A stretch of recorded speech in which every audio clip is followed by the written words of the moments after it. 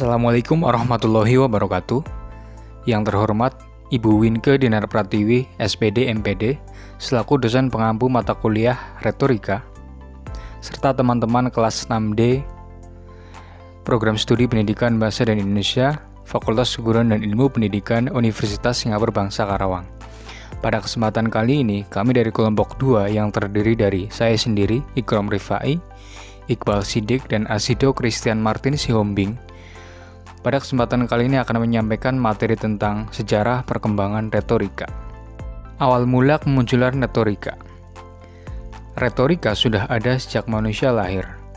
Namun sebagai seni, baru dipelajari pada abad ke-5 sebelum Masehi, ketika kaum sofis di Yunani mengembara dari satu tempat ke tempat lain untuk mengajarkan pengetahuan tentang politik dan pemerintahan dengan penekanan terutama pada kemampuan berpidato. Retorika dipelajari, diawali, dan dilaksanakan di negara-negara yang menganut demokrasi langsung, yakni Yunani dan Romawi. Pada waktu itu, retorika memiliki berbagai fungsi. Yang pertama, untuk mencapai kebenaran atau kemenangan bagi seseorang atau golongan dalam masyarakat.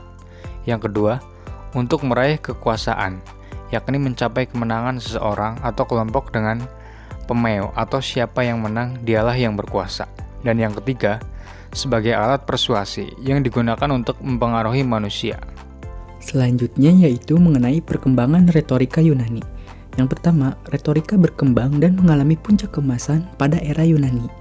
Yang kedua, keterampilan menggunakan bahasa mendapat perhatian dari penguasa pada masa itu untuk merebut kekuasaan dan melebarkan pengaruhnya. Yang ketiga, para penguasa menyewa agitator untuk memperkuat pengaruh mereka di mata masyarakat. Dan yang terakhir, agitator ini mempelajari seni berbicara untuk meningkatkan penghasilan karena mereka dibayar. Selanjutnya, metode retorika klasik. Metode retorika klasik yakni cara atau langkah-langkah bagaimana suatu pidato atau presentasi disusun hingga disampaikan kepada publik. Langkah-langkah ini mengacu pada pengembangan pidato di era Yunani dan Romawi. Berikut langkah-langkah pidato di era Yunani dan Romawi. Yang pertama ada inventio atau heuresis.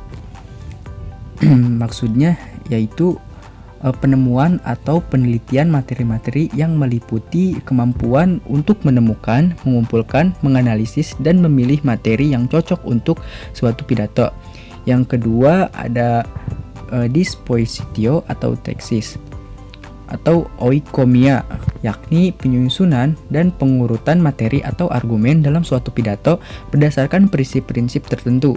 Yang ketiga ada allucotio atau leksis, yakni pengungkapan atau penyajian gagasan dalam bahasa. Yang keempat ada memoria dan meme, yaitu menghafalkan pidato. Dan yang terakhir ada actio atau hipokrisis, yakni menyajikan pidato dengan memperhatikan suara, sikap, dan gerak-gerik. Aliran retorika modern. Aliran retorika modern atau ditandai dengan munculnya Renaissance atau abad pencerahan sekitar tahun 1200-an. Yang pertama di sini ada aliran epistemologis. Pemikiran epistemologis berusaha mengkaji retorika klasik dalam sorotan perkembangan psikologi kognitif, yakni yang membahas proses mental tokoh aliran epistemologis. Roger Bacon menekankan retorika pada penggunaan rasio dan imajinasi untuk menggerakkan kemauan secara lebih baik. George Campbell, retorika diarahkan pada upaya mencerahkan pemahaman, menyenangkan imajinasi, menggerakkan perasaan, dan mempengaruhi kemauan. Richard Whately memusatkan perhatian pada argumentasi sebagai fokus retorika.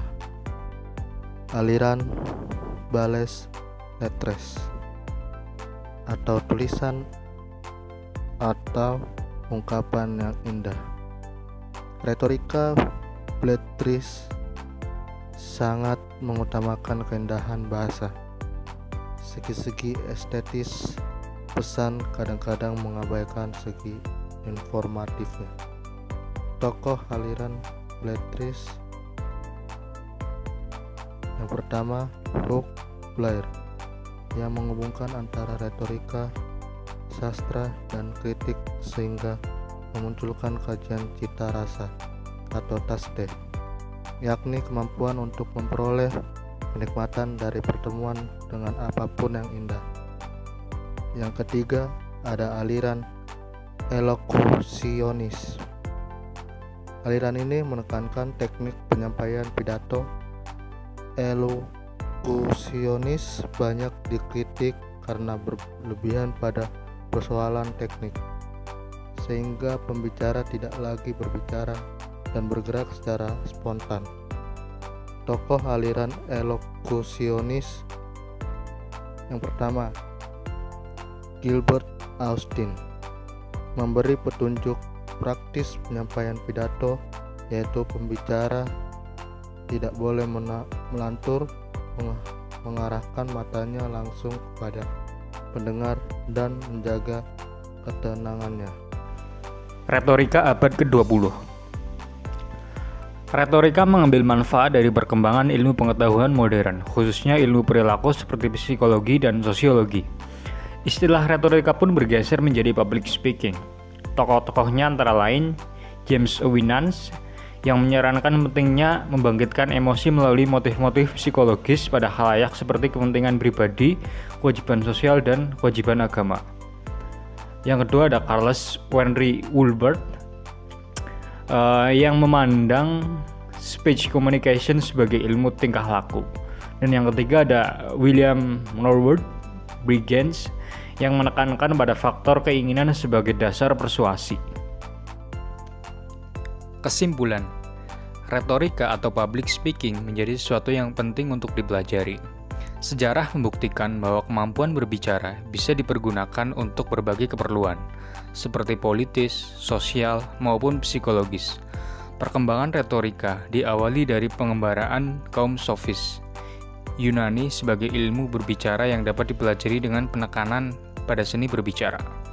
Public speaking menekankan pada efektivitas pesan yang dapat diterima audiens.